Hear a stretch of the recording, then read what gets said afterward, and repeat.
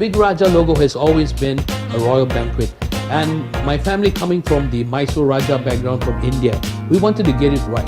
We wanted to be able to serve the world's best cuisine in a very affordable manner, so that not only kings in the palaces could eat them, but also the man on the street could be able to eat the world's best cuisine in a very affordable way. We really would like to achieve consistency. You see, the business is beyond borders because we are not contained in any space. But keeping up the services, keeping up the quality, keeping up the precision of how Indian food is served, and further enhancing it throughout the years would be the greatest challenge of it all. Adding more personnel, adding more professionals, and making the industry more palatable would be definitely our aim and goal. I would say, recognize your calling.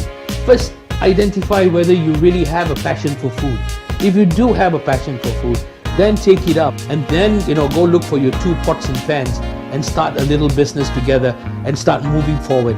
But if you don't have this passion, but it's only about making money, then you really got to think twice about whether you want to get into this industry, because this industry is a tough one.